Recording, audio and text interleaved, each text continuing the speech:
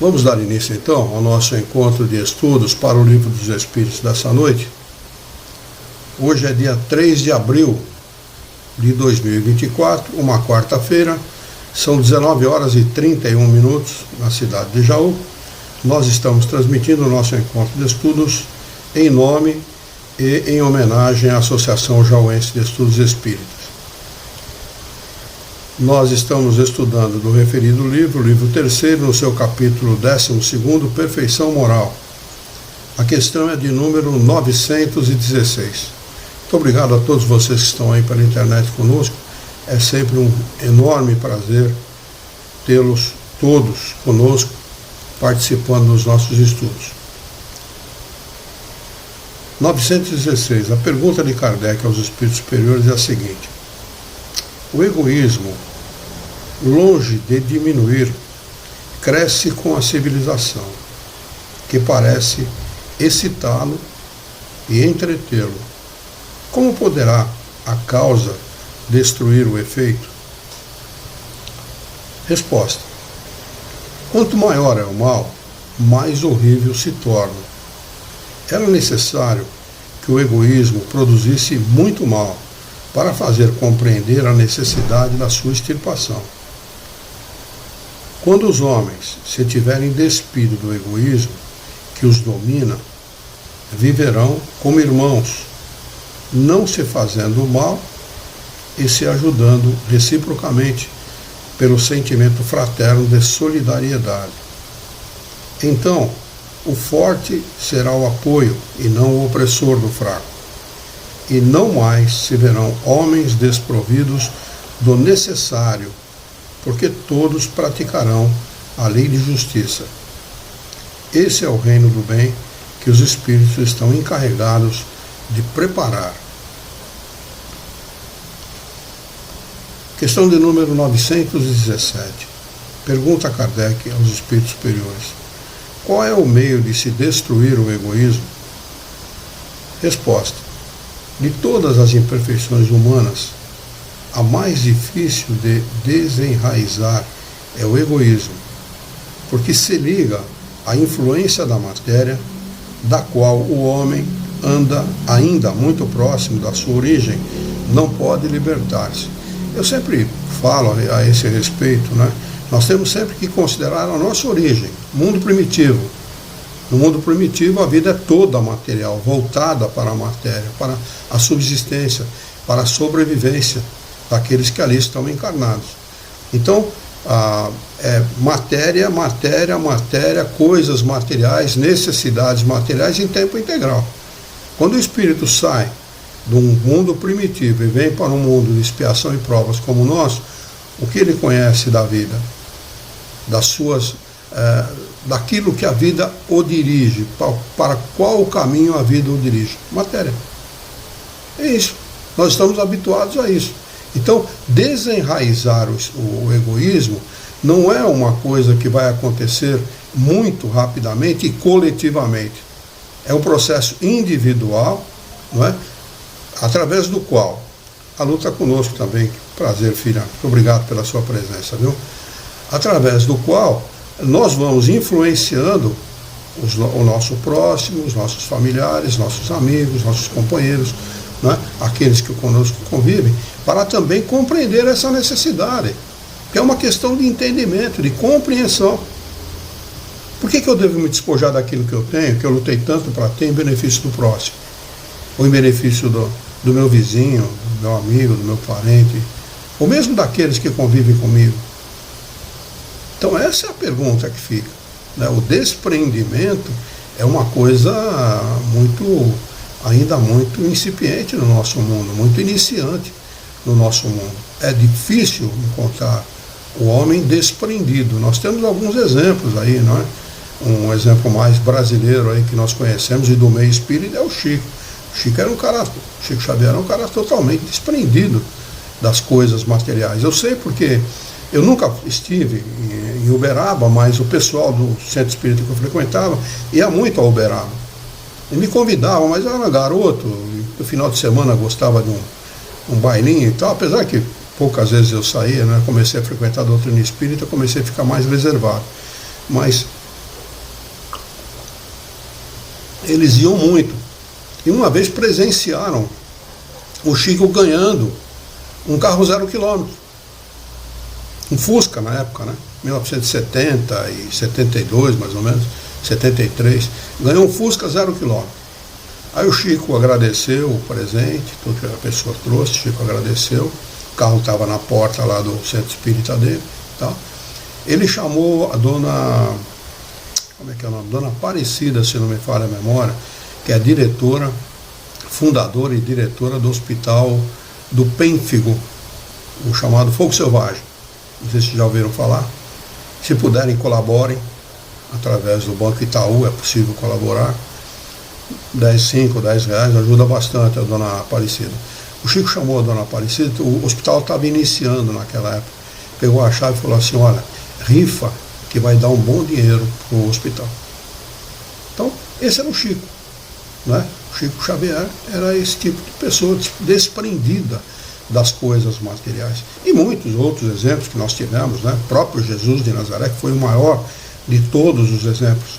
Né? Um espírito puro que encarnou entre nós para justamente vir trazer ao homem, mostrar ao homem, né? O que nós deveríamos fazer para nos desprender das coisas materiais. Quando ele chegou aqui, qual era o lema? Olho por olho e dente por dente. Aí ele disse, olha, não é isso. Vocês têm ouvido isso, mas não é isso. Amai o teu próximo. Bendizei aqueles que vos maldizem. E aí, por diante. Não é? Porque Jesus reencarnou, desculpe. Jesus não reencarnava, né? Jesus era um espírito puro. Mas ele encarnou no meio de seres selvagens. Imagine vocês, se nós hoje ainda alimentamos esse sentimento de egoísmo, imagina ao tempo de Jesus. Não é? Era muito mais forte esse sentimento. Tanto que ele lutou contra as adversidades que todos nós conhecemos. E eles seguem. Tudo concorre para entreter essa influência. Tudo concorre. Realmente tudo mesmo. Né? Nosso mundo tudo concorre para isso. Né? A educação, a cultura, os meios de comunicação, aquilo que nós recebemos como informação no nosso lar, no meio escolar, nas nossas relações e tudo mais. Né? Tudo concorre para entreter essa influência.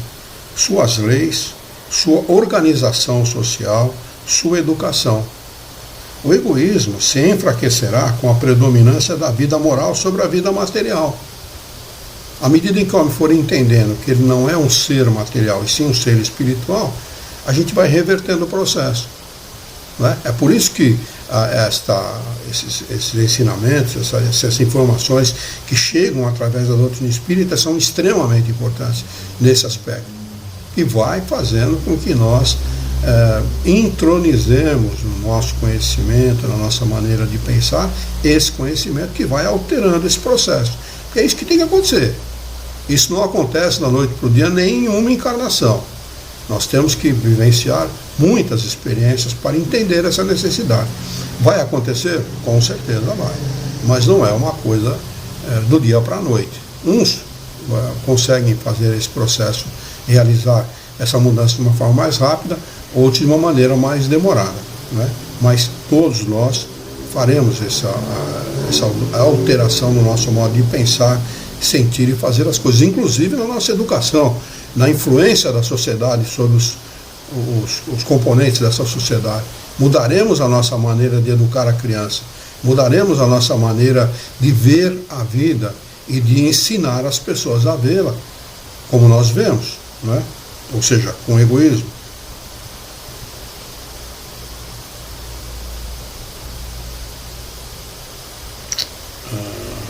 E, sobretudo, com a compreensão que o Espiritismo vos dá quanto ao vosso estado futuro real, e não desfigurado pelas ficções alegóricas. O Espiritismo bem compreendido, quando estiver identificado com os costumes e as crenças, transformará os hábitos, as usanças e as relações sociais. O egoísmo se funda na importância da personalidade. Ora, o Espiritismo bem compreendido, repito, faz ver as coisas de tão alto que que o sentimento da personalidade desaparece de alguma forma perante a imensidade. A destruição dessa importância, ou pelo menos ao fazer ver a personalidade naquilo que de fato ela é, combate necessariamente o egoísmo.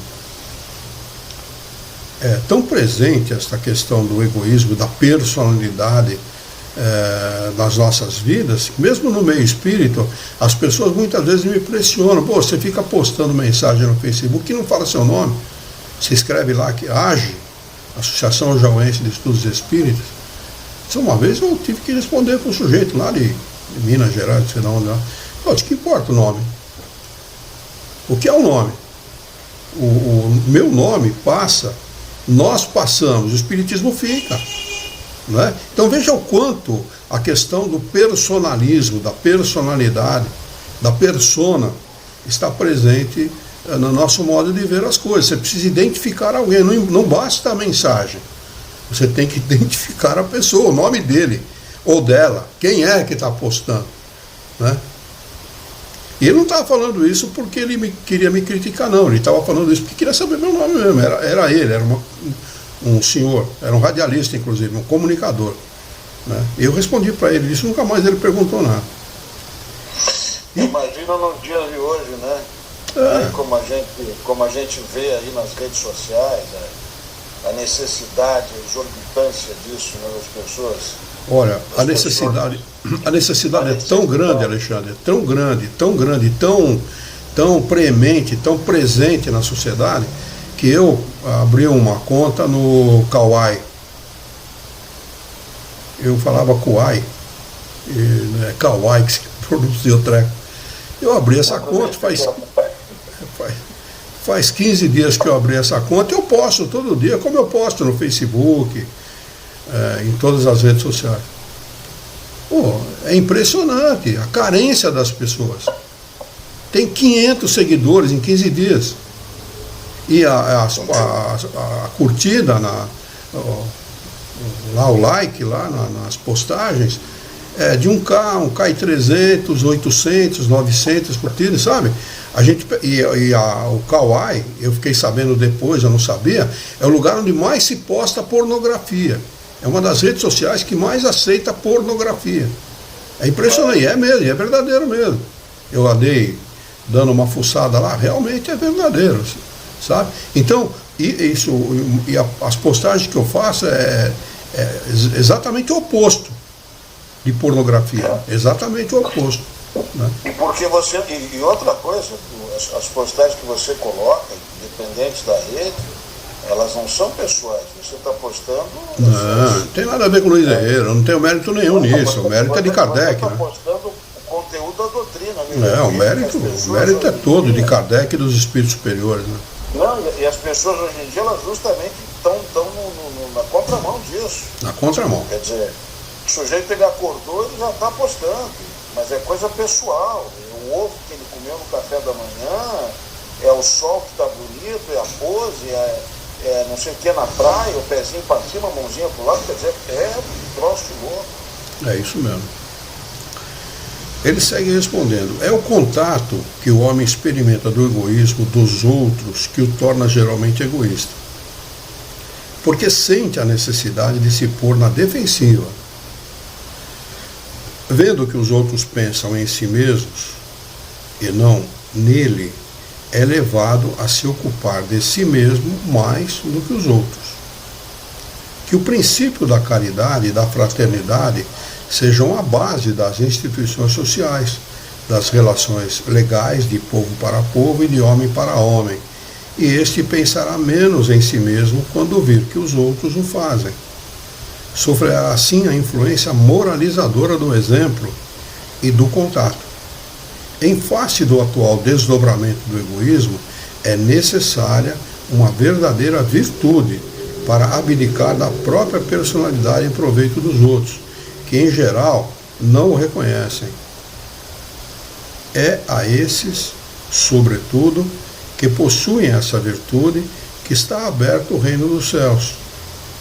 A eles, sobretudo, está reservada a felicidade dos eleitos, pois em verdade vos digo que no dia do juízo Quem quer que não tenha pensado senão em si mesmo, será posto de lado e sofrerá no abandono.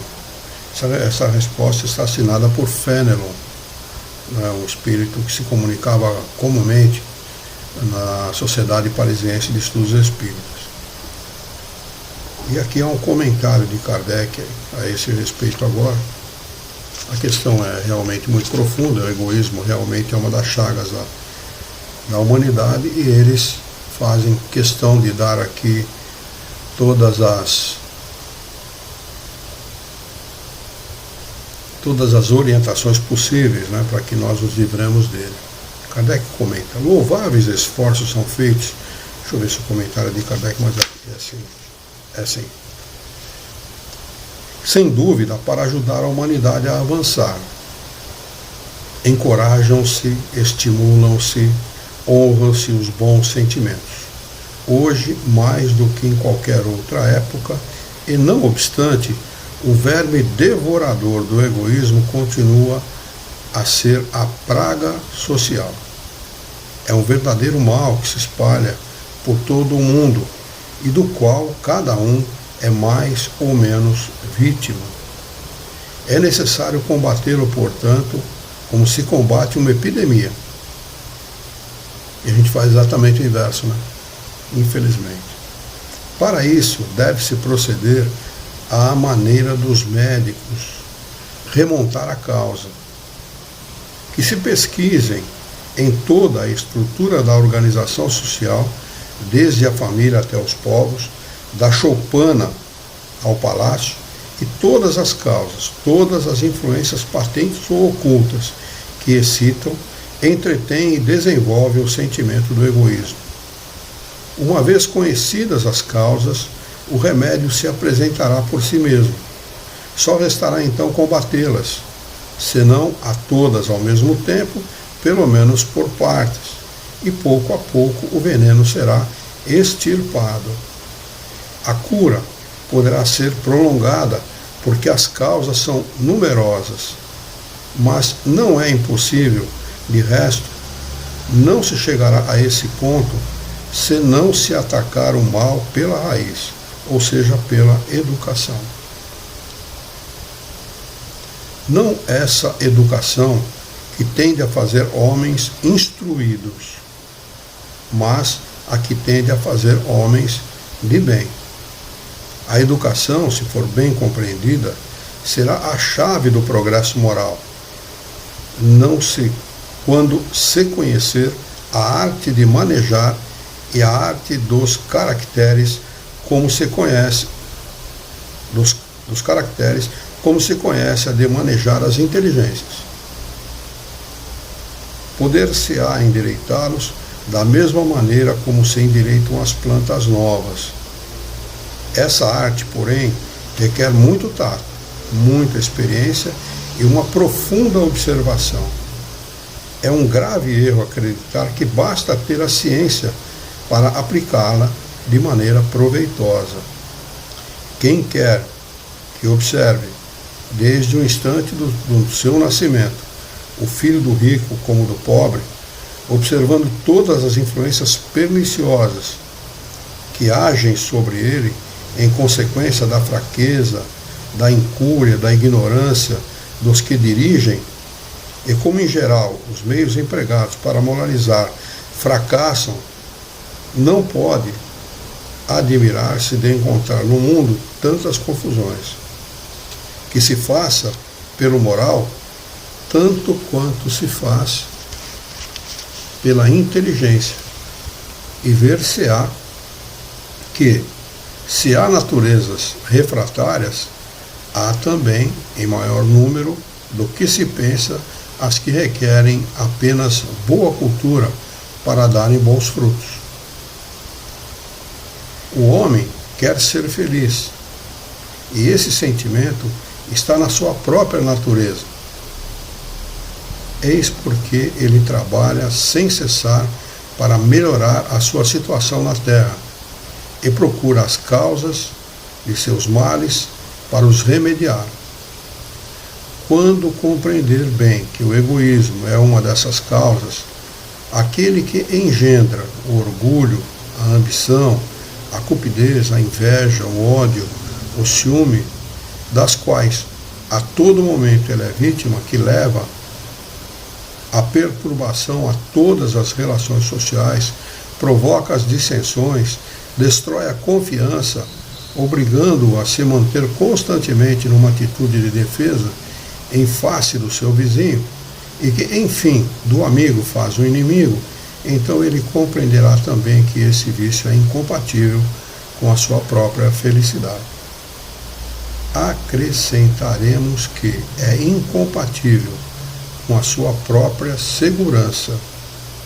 Dessa maneira, quanto mais sofremos, mais sentirá a necessidade de combater, como combate a peste, os animais daninhos e todos os outros flagelos. A isso será solicitado pelo seu próprio interesse. O egoísmo é a fonte de todos os vícios, como a caridade é a fonte de todas as virtudes. Destruir um e desenvolver a outra deve ser o alvo de todos os esforços do homem, seja ele, se ele deseja assegurar a felicidade deste mundo, tanto quanto no futuro.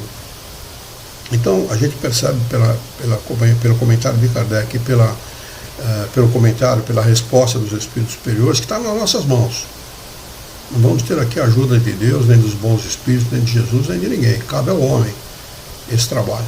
Cabe ao homem compreender a importância da educação moral, não somente dessa educação que forma homens inteligentes, mas da educação moral com a sua profundidade, com a sua devida profundidade. Não é? Alimentar as inteligências pode ser criar um monstro. Orientar essas inteligências pode ser apenas criar um grande monstro, como nós vemos aí a todos os momentos aí na nossa sociedade. Nós temos pessoas que fizeram fortunas criando coisas para a internet, para computador, etc., que hoje são verdadeiros monstros, que desejam dizimar a maior parte da população da Terra. Verdadeiros monstros. E são homens inteligentíssimos. Aliás, todos eles, né? Todos eles são homens inteligentíssimos, aos quais falta apenas moralidade. Né?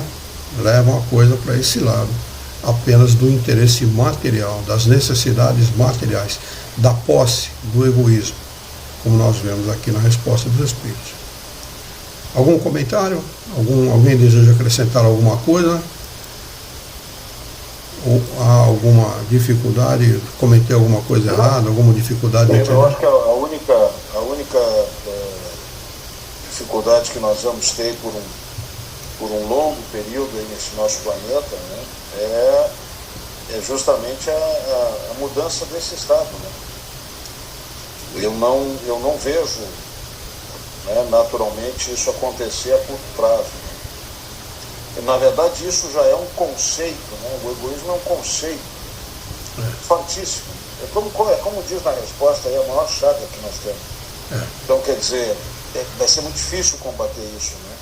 Por isso que o nosso mundo aqui vai custar um pouquinho aí para mudar. Né? Mas como dizem os Espíritos, viu, Alexandre, dentro do próprio mal está o remédio. Dentro do próprio mal, quer dizer, vai chegar um momento que a humanidade vai se cansar tanto desse tipo de coisa, vai se cansar tanto de viver, aliás, já está cansada, se percebe isso. Né? Se a gente percebe nas pessoas essa necessidade, como eu comentei para vocês, no tal do Kawaii, eu nem conhecia essa plataforma, eu nem sabia dessa rede social. Né? Quer dizer, o pessoal curte ali em tempo integral, tem algumas coisas boas também, não vou dizer que só tem pornografia, mas tem muita pornografia, muita violência também. Né? O pessoal posta muita violência.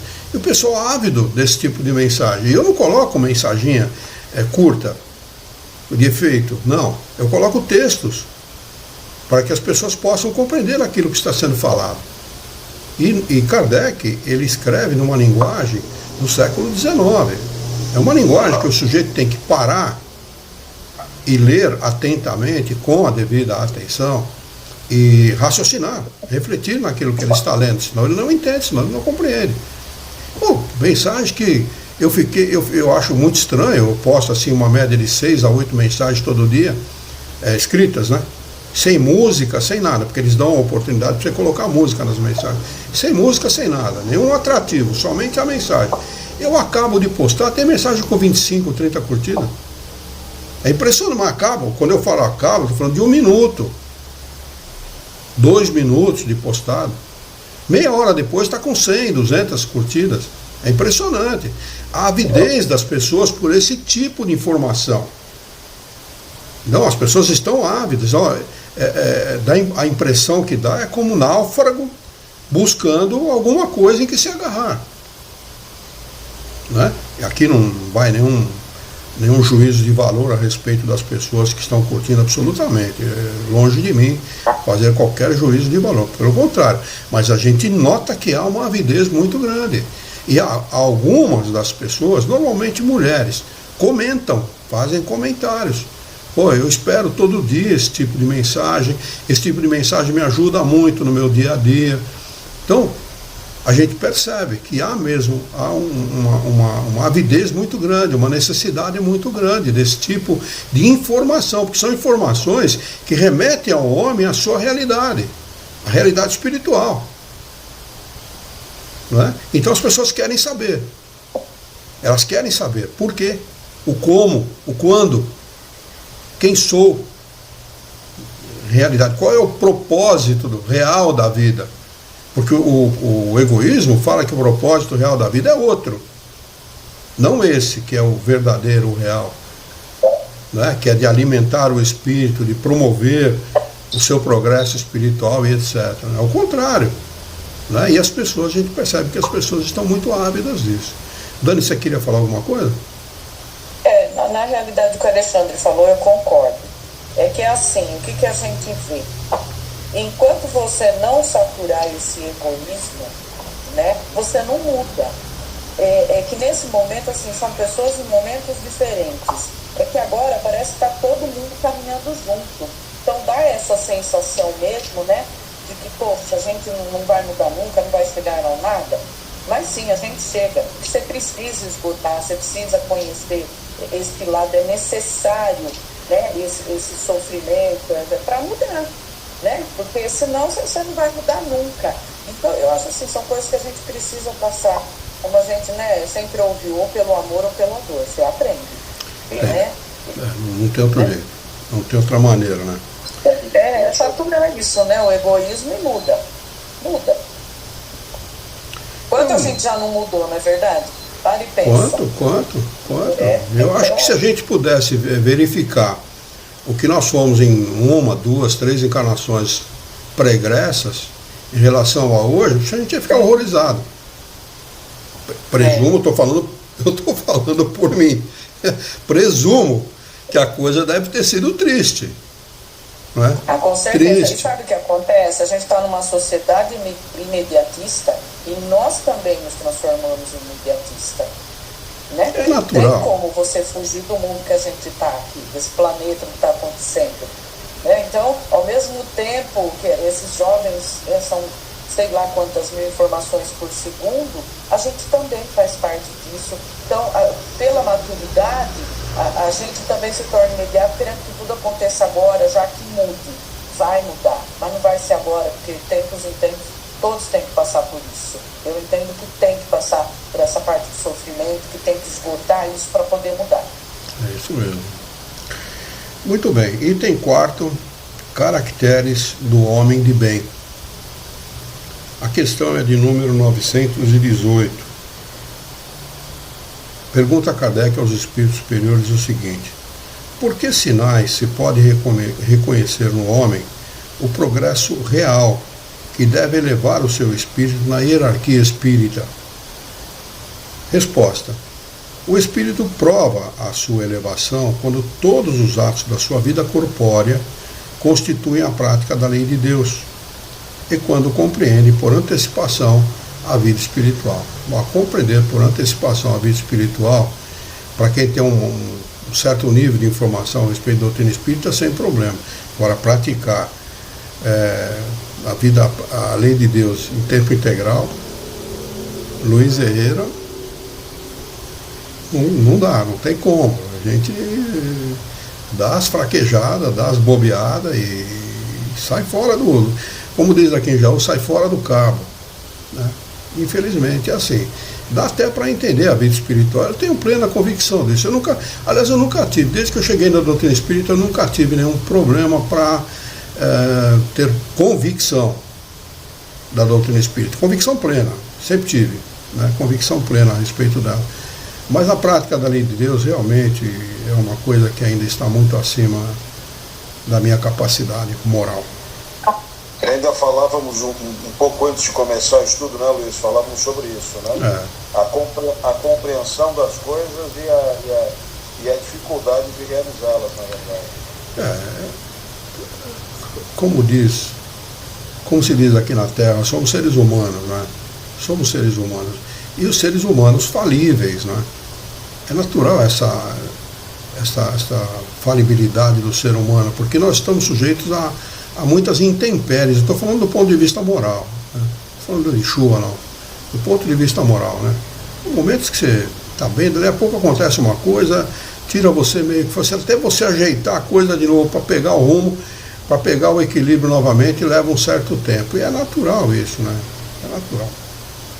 Mas como Deus julga a intenção, sempre há a esperança de que a bordoada não venha tão grande assim. Muito bem.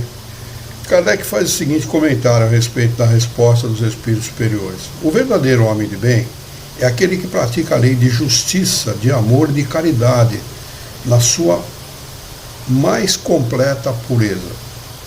Sem interrogar sua consciência sobre os atos praticados, perguntará se não violou essa lei, se não cometeu nenhum mal, se fez todo o bem que podia, se ninguém teve de se queixar dele. Enfim, se fez para os outros tudo o que queria que lhe fizessem. O homem, possuído pelo sentimento de caridade e de amor ao próximo, faz o bem pelo bem, sem esperança de recompensa, e sacrifica o seu interesse pela justiça. Ele é bom, humano, benevolente para todos, porque vê irmãos em todos os homens, sem exceção de raças e de crenças. Na Sociedade de Estudos Espíritas 3 de outubro, eu conheci uma grega, uma senhora grega. Ela nasceu na Grécia e veio para o Brasil com mais de 40 anos de idade. E ela falava assim português, bastante arrastado, bastante sotaque. Eu tenho muita amizade com ela porque os gregos em geral são muito alegres. Eles são alegres mesmo, dão risada por qualquer coisa. Parece brasileiro em outro lugar. E conversando com ela, ela me disse uma coisa: eu estou tranquila, eu consegui compreender uma coisa. Eu falei: o que foi? Ela falou: eu estou conseguindo enxergar todas as pessoas como meus irmãos. Falei: caramba, ela conseguiu uma coisa inusitada para a maioria dos seres humanos. Inusitada, porque é isso que ele está falando aqui, né? A gente elevar o nosso pensamento, a nossa maneira de entender e de ver as coisas a esse ponto, de começar a ver nos nossos irmãos, né? Porque enquanto houver uma pessoa necessitada nesse mundo, a felicidade realmente não vai aportar, não vai bater nas nossas portas, realmente. Ele segue: ele é bom, humano e benevolente para todos, porque vê irmãos em todos os homens, sem exceção de raças ou de crenças. Se Deus lhe deu o poder e a riqueza, olha para as coisas como um depósito do qual deve usar para o bem, e disso não se envaidece, porque sabe que Deus, que os deu, também poderá retirá-los. Se a ordem social colocou homens sob a sua dependência, trata-os com bondade e benevolência, porque são seus iguais perante Deus. Usa da sua autoridade para lhes erguer o moral e não para os esmagar com o seu orgulho. É indulgente para com as fraquezas dos outros, porque sabe que ele mesmo tem necessidade da indulgência. E se recorda dessas palavras do Cristo, abre aspas, que aquele que estiver sem pecado, atire a primeira pedra, fecha aspas. Não é vingativo, a exemplo de Jesus, perdoa as ofensas para não se lembrar, senão dos benefícios, porque sabe que ele será perdoado, assim como tiver perdoado. Respeita, enfim, nos seus semelhantes, todos os direitos decorrentes da lei natural, como desejaria que respeitassem os seus. Olha, quando eu li a respeito do homem de posses aqui, que faz bem ao seu próximo e que procura beneficiar a todas as pessoas com as suas posses, eu lembrei de uma pessoa que frequentava a 3 de outubro, chamava-se Sotir Tony Neto. Sotir já desencarnou. E o Sotir era um cara rico, ele tinha bastante posse material, era dono de uma casa de material de construção muito grande em Pirituba, São Paulo, zona oeste de São Paulo ali. E o Sotir era um cara assim, desprendido das coisas materiais, ajudava os seus funcionários, e todos os funcionários gostavam muito do Sotir. E o Sotir, ele chegou na doutrina espírita porque, não por esse fato dele ser uma pessoa boa, com beneficiar as pessoas com aquilo que ele possuía, mas porque ele teve um problema de saúde que ele nunca conseguiu descobrir a razão. E a razão era espiritual. Senão ele nunca teria chegado à doutrina espírita. Um cara bom, benevolente, ajudava todo mundo, bom de coração, não tinha problema nenhum, uma família maravilhosa, 3 ou 4 filhos, a mulher que gostava muito dele, eu conheci todos eles, né? Não tive amizade assim, mas conheci, né? E o Sotir, ele, num determinado momento da vida dele, ele se levantava pela manhã, sentava na cama, e era tal o desequilíbrio físico dele que ele caía de costas, ele não conseguia ficar sentado.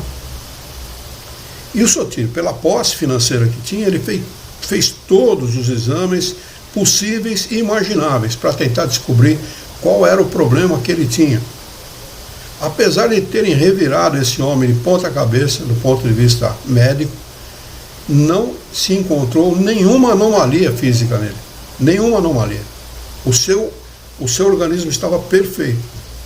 Ele conseguiu recobrar o equilíbrio físico dele no centro espírita. Foi muito interessante conhecer o Sotir por causa disso. O Sotir ajudava a gente a fazer o trabalho de campanha de rua. Ele saía na rua para pedir as coisas da porta das pessoas e tal, e junto com a gente. Ele que me colaborava muito comigo, porque precisava fazer o mapa antes e tal, então era uma coisa que dava um certo trabalho. Pois não, Alexandre? Não, desculpa, Luiz, eu apertei errado aqui, desculpa. Tá bom. Muito bem.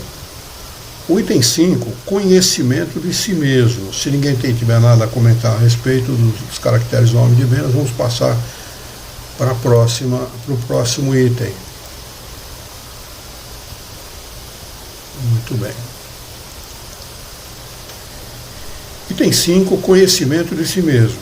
Questão de número 919. Pergunta a Kardec aos espíritos superiores o seguinte: qual o meio prático mais eficaz para se melhorar nesta vida e resistir ao arrastamento do mal?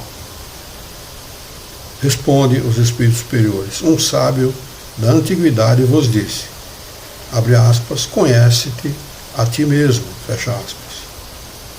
Questão 919A. Compreendemos toda a sabedoria dessa máxima, mas a dificuldade está precisamente em se conhecer a si próprio. Entrou um novo companheiro aqui que eu não sei o nome. Tá bom, é o nome comercial aqui, mas seja bem-vindo, meu irmão. Mas a dificuldade está precisamente em se conhecer a si próprio. Qual o meio de chegar a isso? Resposta dos espíritos superiores: fazei o que eu fazia quando vivi na Terra. No fim de cada dia, interrogava a minha consciência, passava em revista o que havia feito e me perguntava a mim mesmo se não tinha faltado ao cumprimento de algum dever. se ninguém teria tido motivo para se queixar de mim. Foi assim que cheguei a me conhecer e a ver o que em mim necessitava de reforma. Aquele que todas as noites lembrasse todas as ações do dia e se perguntasse o que fez de bem ou de mal, pedindo a Deus e ao seu anjo guardião que o esclarecesse, adquiriria uma grande força para se aperfeiçoar, porque acreditai-me, Deus o assistirá. É preciso ter uma confiança irrestrita no Criador para se confiar na afirmação desse Espírito. E esse Espírito, ele teve uma experiência assim, muito singular aqui na Terra quando viveu aqui. Santo Agostinho. Ele foi um cara da pá virada, frequentava boate, enfim, fazia tudo aquilo que ele não devia fazer, até chegar o momento em que ele amadureceu e se voltou para a religião, para o catolicismo, né? E é considerado um dos pais da igreja, né? Então Santo Agostinho, o que ele está falando aqui é verdadeiro, porque não pense que era um santinho não, porque não era, ao contrário, era um cara da pá virada. Então essa indicação que ele está dando aqui é uma indicação autêntica, é uma indicação que realmente nós podemos utilizar com vantagens na nossa vida. E Deus não desampara, os Espíritos falam isso, toda vez que nós pedirmos com confiança e com humildade a Deus, nós receberemos a ajuda dos bons Espíritos, por ordem dele. Ele continua, formulai, portanto, as vossas perguntas. Formular é construí-las, né? Porque não basta a gente perguntar, nós temos que saber o que vamos perguntar, né? Aliás, a construção da doutrina espírita se deve a isso, ao fato de Kardec ter sabido construir as perguntas para obter as devidas respostas, não é? Essa construção dialética da doutrina se fundamenta exatamente nisso.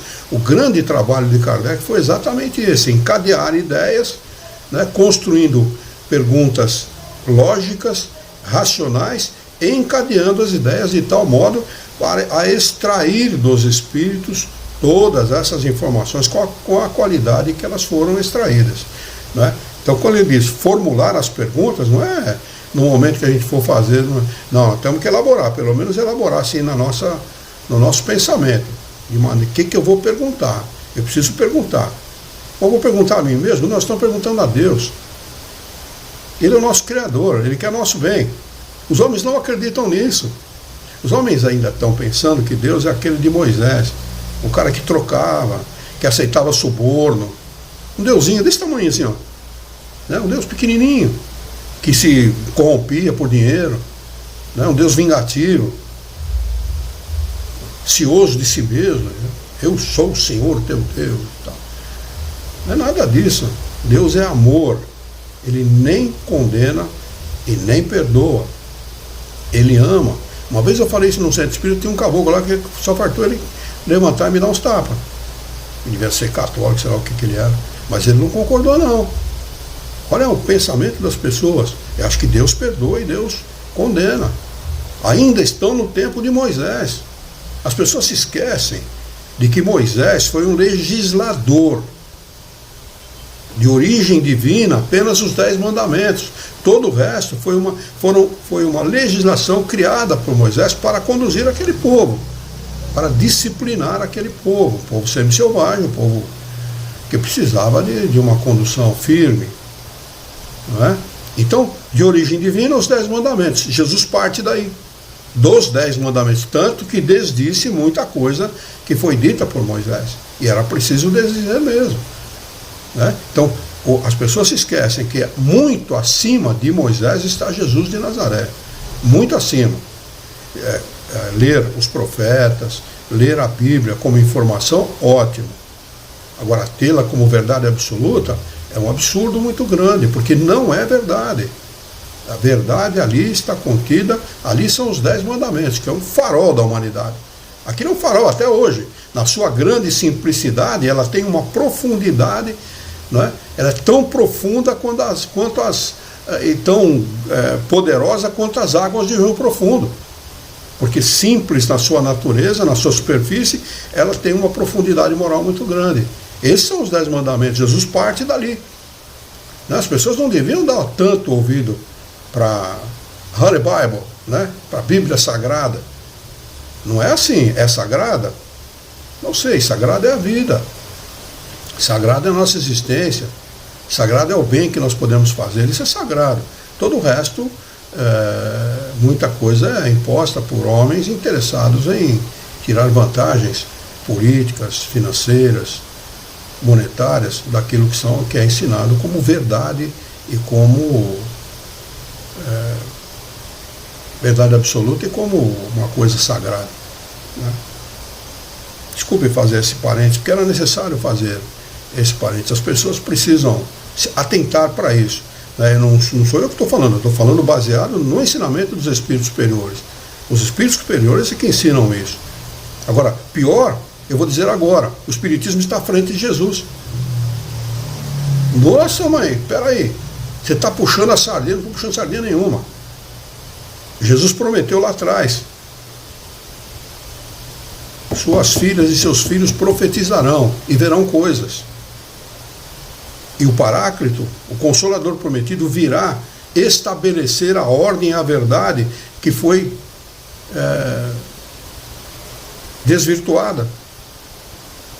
De que forma estabelecer a ordem que foi desvirtuada? Ensinando a verdade. Por isso que o nome deste grupo que escreve a doutrina dos Espíritos é Espírito de Verdade. Não é? Presidida por Jesus, é autorizada por Deus, nosso Pai. Jesus preside essa obra. É a mesma obra de Jesus. O Espiritismo não acrescenta nenhuma verdade à obra de Jesus. Nenhuma. Não é? Mas amplia e explica aquilo que Jesus já ensinou. E Jesus não podia ensinar, tanto que ele fala para os seus discípulos. Perguntaram para ele: mas, mestre, por que o senhor fala com ele por historieta, por parábola? Porque vocês têm condição de entender, eles não. Os homens não tinham inteligência suficiente para entender aquilo que está contido, por exemplo, na doutrina dos Espíritos hoje. São informações amplas, claras, não tem nada aqui de esotérico, fechado.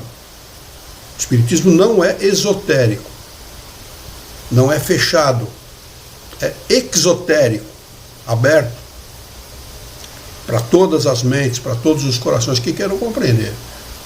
Esta é a realidade, né? Então é preciso o homem atentar para isso, é preciso as pessoas atentarem para essa realidade. Luiz, eu só queria fazer um comentário, me permita. Pois não. Que talvez aí a chave, né, para muitas respostas sobre as coisas que acontecem conosco, ela está justamente no benefício que a mediunidade traz para algumas pessoas. Porque o que eu quero dizer com isso? Né?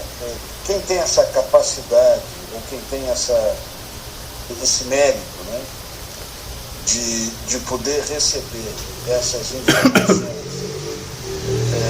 através da sua capacidade mediúnica, isso traz um esclarecimento e uma facilidade de compreensão de muita coisa que está escrita aqui. As pessoas, muitas vezes, quem não tem, infelizmente, quem não tem esse benefício da mediunidade, todos somos mediúnicos em graus distintos, mas quem não tem esse benefício mediúnico, esse merecimento, muitas vezes, talvez o Luiz me compreenda o que eu estou dizendo, talvez não, com certeza ele me compreende, isso é a chave de muitos esclarecimentos. Eu só queria fazer esse parênteses, porque tudo que nós fazemos aqui é seguir o que está escrito no livro, né? Atentos, buscando aprendizado, buscando ensinamento, buscando a compreensão, e que isso é fundamental. Mas quando se tem este benefício da mediunidade te auxiliando, a compreensão de tudo se torna, não é verdade, Deus? Se torna muito mais fácil de entender as entrelinhas do que está escrito aqui. É por isso que Jesus fala: busca e acharás, né? Na realidade, eu só queria fazer um parênteses àquilo que você falou. A mediunidade não é mérito, não. A mediunidade é uma faculdade que não depende, inclusive, de grau de moralidade. Viu? Existem méritos sem moralidade nenhuma e méritos com alto grau de moralidade. Então, eu preciso fazer esse parênteses, porque ninguém é privilegiado por ter mediunidade, não, né? Mas a mediunidade, o que ela traz de bom, quando bem praticada, quando praticada santamente, de uma forma séria, ela traz muita consolação àqueles que recebem esse benefício, né? Mas acima de qualquer manifestação mediúnica, de qualquer fenômeno, está a racionalidade da doutrina, né? As pessoas entenderem a sua racionalidade, aquilo que lhe atinge a inteligência, é muito bom. Mas vamos lá, vamos ver se a gente consegue terminar as explicações aqui, o acréscimo de explicação de Kardec.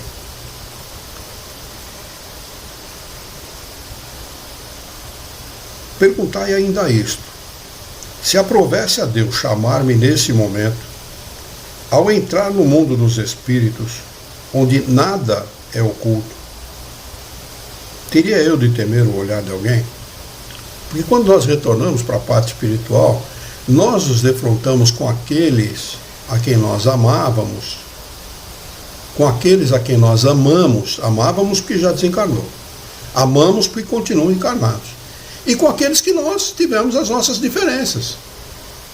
Se as pessoas tiveram motivos, ou deram motivos de ódio, de vingança, de rancor, de todo tipo de paixão a outras pessoas, quando desencarna, e se o sujeito estiver ou não desencarnado, ele vai se defrontar com essas pessoas. É preciso pensar nisso também, que o desencarne traz essa, eu vou chamar assim de desvantagem, porque seria como um grande assédio psicológico para o desencarnante, porque tudo que ele não quer ver são os inimigos dele. Ele quer ver quem ele ama, né? Ele quer ver quem ele gosta, o papai, a mamãe, meu tio, minha tia, meu avô, minha avó e tal, aqueles que meu filho, minha filha, né? Aqueles que ele ama, minha esposa, meu esposo, sei lá, né? Mas o inimigo, aquele cara que ele brigou, que ele discutiu, que saiu a tapa, ou que roubou, que enganou, que iludiu, que corrompeu, esse ele não quer ver, não. E quando ele chama essa atenção aqui, nós temos que observar isso com rigor. Por isso que Jesus falava: se você vai fazer a tua oferta lá no altar, porque no tempo de Jesus tinha esse hábito, né? O sujeito pegava ele ganhava alguma coisa de Deus, né? Esse Deus antropomórfico de Moisés, ele ia no templo e fazia uma oferta, né? Para agradecer a Deus aquilo que lhe deu, né? Então Jesus falou para o cara: olha, ao invés de se você está indo no templo fazer a tua oferta, larga a tua oferta aí onde você está e vai primeiro te reconciliar com o teu inimigo. Chama o teu inimigo em particular e conversa com ele, né? Se ele te ouvir, você terá ganho um amigo. Depois que você se reconciliar com ele, aí você vai fazer a tua oferta e te reconcilia com ele enquanto você está a caminho. O que ele quis dizer com isso? Enquanto nós estamos encarnados. É isso que está lá no Evangelho de Jesus. Reconcilia-te com teu irmão enquanto você está a caminho. Enquanto nós estamos encarnados. Porque depois de desencarnar, encarar o bicho, pegar o touro à unha, não deve ser brincadeira. É por isso que ele está chamando a atenção. Perguntai ainda isto: se aprovesse a Deus chamar-me nesse momento, ao entrar no mundo dos espíritos, onde nada é oculto, nada mesmo, lá nada é oculto, aqui não. Aqui o sujeito disfarça, dá uma de hipócrita, faz carinha de bonzinho, dá um sorrisinho, ele está querendo bater no peão, mas ele dá um sorriso pro cara e tal, né? Mas lá não tem isso não, lá fica desnudo, né? Às claras, onde nada é oculto. Teria eu de temer o olhar de alguém? Examinai o que pudesseis ter feito contra Deus, depois contra o próximo e por fim contra vós mesmos. As respostas serão motivo de repouso para a vossa consciência ou indicarão um mal que deve ser curado. O conhecimento de si mesmo é, portanto, a chave do melhoramento individual. Mas direi, como julgar a si mesmo? Não se terá a ilusão do amor próprio, que atenua as faltas e as torna desculpáveis. O avaro se julga simplesmente econômico e previdente. O orgulhoso se considera tão somente cheio de dignidade. Tudo isso é muito certo, mas tendes um meio de controle que não vos pode enganar, quando estáis indecisos quanto ao valor de uma das vossas ações. Perguntai como a qualificaríeis se tivesse sido praticada por outra pessoa. Se a censurardes em outro, ela não poderia ser mais legítima para vós, porque Deus não usa das duas medidas para a justiça. Procurai também saber o que pensam os outros e não negligencieis a opinião de vossos inimigos, porque eles não têm nenhum interesse em disfarçar a verdade e realmente Deus os colocou ao vosso lado como um espelho para vos advertirem com mais franqueza do que o faria um amigo. Então, ele está dizendo aqui, ouça mais o que o teu inimigo fala do que o teu amigo. Teu amigo quer continuar teu amigo, teu inimigo não. E ele vai falar muito mais verdades a teu respeito que o teu amigo. Que aquele que tem a verdadeira vontade de se melhorar, explore, portanto, a sua consciência, a fim de arrancar dali as más tendências, como arranca as ervas daninhas do seu jardim. Que faça o balanço da sua jornada moral, como negociante o faz dos seus lucros e perdas, e eu vos asseguro que o primeiro será mais proveitoso que o outro. Se ele puder dizer que a sua jornada foi boa, pode dormir em paz e esperar sem temor o despertar na outra vida. Formulai, portanto, perguntas claras e precisas. Ele volta às perguntas, A gente tem que elaborar perguntas claras e precisas. E não temais multiplicá-las. Pode-se muito bem consagrar alguns minutos à conquista da felicidade eterna. Não trabalheis todos os dias para juntar o que vos dá repouso na velhice? Esse repouso não é objeto de todos os vossos desejos, o alvo que vos permite sofrer as fadigas e as privações passageiras? Pois bem, o que é esse repouso de alguns dias perturbado pelas enfermidades do corpo, ao lado daquilo que aguarda o homem de bem? Isto não vale a pena de alguns esforços? Sei que muitos dizem que o presente é positivo e o futuro incerto. Sei que muitos... Ora, aí está precisamente o pensamento que fomos encarregados de destruir em vossas mentes, pois desejamos fazer-vos compreender esse futuro, de maneira a que nenhuma dúvida possa restar em vossa alma. Foi por isso que chamamos primeiro a vossa atenção para os fenômenos da natureza, que vos tocam os sentidos, e depois vos demos instruções que cada um de nós tem o dever de difundir. Foi com esse propósito que editamos o Livro dos Espíritos. Tem mais um acréscimo de explicação que diz, assinado Santo Agostinho, e tem mais um acréscimo de explicação que diz o seguinte: muitas faltas que cometemos se passam despercebidas. Se, com efeito, seguimos o conselho de Santo Agostinho, interrogássemos mais frequentemente a nossa consciência, veríamos quantas vezes falimos, sem disso nos percebermos, por não perscrutarmos, essa palavra é chata para falar para caramba, perscrutarmos a natureza e o móvel dos nossos atos. A forma interrogativa tem alguma coisa de mais precisa do que uma máxima que em geral não aplicamos a nós mesmos. Ela exige respostas categóricas, por um sim ou um não, que não deixam lugar a alternativas. Respostas que são outros tantos argumentos pessoais, pela soma dos quais podemos computar a soma do bem e do mal que existe em nós. Olha, eu tenho certeza que essa resposta de Santo Agostinho, essa explicação dele, né, acréscimo na resposta do Livro dos Espíritos, a pergunta 919, aliás, é uma resposta a 919A e um complemento da 919.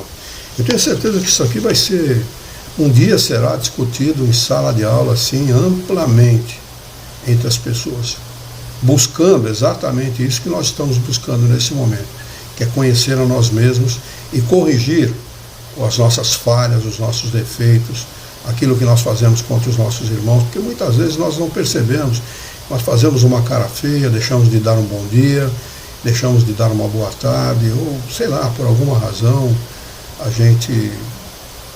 Outro dia eu estava passando por uma pessoa, a pessoa falou, pô, tal dia assim, assim, eu estava na frente do banco, eu te vi, você não me viu. A gente às vezes sai de casa com determinados objetivos, determinados propósitos, e foca o nosso pensamento naquele propósito, naquele objetivo, e esquece muitas vezes desse lado que nós devemos preservar, que é o lado humano, o lado da gentileza, o lado do carinho, e de tudo aquilo que nós devemos fazer pelas pessoas. Não é só a vida, não é só a matéria, não é só os nossos interesses, e muitas vezes a gente foca só nisso. Foi o que aconteceu comigo nesse dia. Então, o que ele diz aqui é verdadeiro. Às vezes a gente comete faltas que nós não percebemos, né? Às vezes não são grandes faltas, mas são faltas, né, que nós podemos ter corrigido naquele momento com uma facilidade muito grande. Ah, fulano, tudo bem e tal, aquela conversinha de 5 minutinhos e tal, vamos embora e vamos tocar a vida que segue. Mas a gente muitas vezes não faz isso, né? Muito bem, se ninguém quiser comentar nada, se não houver nenhuma dúvida, nós vamos encerrar os nossos estudos de hoje. Mas, por favor, comentem aquilo que foi estudado. Luciano escreveu aqui, Elias é a reencarnação de Allan Kardec? Não acredito. Não acredito, Luciano. Acredito que no Evangelho segundo o Espiritismo está claro isso. Olha, eu particularmente, capítulo 4, eu particularmente não acredito, mas cada um tem o direito de pensar da maneira que quiser. Há algumas pessoas que fazem esse tipo de afirmação, não só a reencarnação deste personagem, né, de Elias, mas como a reencarnação, eu não vou lembrar o nome dele aqui, mas ele foi enganado pela Igreja Católica e assassinado pela Igreja Católica. Tentaram fazer combinar com ele um lugar e tal para conversar, e ele, quando chegou naquele lugar, a Igreja Católica o matou. Eu não vou lembrar o nome do personagem agora, mas muito conhecido e bastante dedicado ao Evangelho e aos ensinamentos de Jesus. Mas, de qualquer forma, são especulações, tá bem? Especulações que não podem ser confirmadas.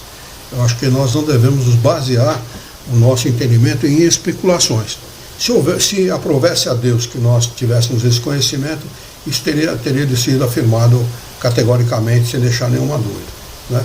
Mas, de qualquer forma, é um espírito superior com muito conhecimento e com a natureza do seu trabalho é muito clara, é muito objetiva, né? Ser um porta-voz do Espírito de verdade aqui na Terra para desenvolver esse trabalho da maneira que foi desenvolvido, com sabedoria, com bom senso, com equilíbrio, com racionalidade, com segurança, com seriedade. Isso para mim é Kardec. Alguém quer comentar alguma coisa? Senão nós vamos anotar aqui a questão de número 920 para a próxima quarta-feira.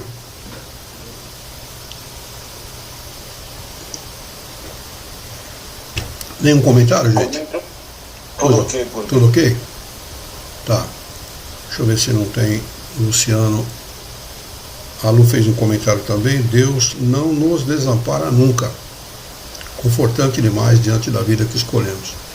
É isso mesmo, né? Nosso Pai amantíssimo, querido. Muito bem. Vamos então. Convido a todos a esquecerem os encontros e desencontros desse dia, para voltarmos o nosso pensamento amorosamente a Jesus, nosso mestre, nosso modelo e guia da humanidade, mentalizar a sua figura amorosa e juntos com ele nos dirigirmos ao Criador, ao Senhor da vida, fonte inesgotável de paz, de amor, de bondade, de misericórdia e, sobretudo, de justiça, para agradecer-o muito pela oportunidade de aqui estarmos reunidos em seu nome, para discutirmos as questões propostas pelo Livro dos Espíritos dessa noite. Queira o vosso amor, a vossa bondade, a vossa misericórdia, que tenhamos bom ânimo, coragem, determinação, ideias renovadas, alegria de viver e muito entusiasmo, para que nós possamos trabalhar e sermos úteis à sociedade em que vivemos. E desta forma, possamos nós também, Senhor, ter a coragem para orientar a própria existência por um profundo e sincero respeito pelo nosso próximo. Em Teu nome, em nome de Jesus, em nome dos bons espíritos, em nome do nosso diretor espiritual e sua equipe, nós declaramos encerrado o nosso encontro de estudos dessa noite. E que assim seja.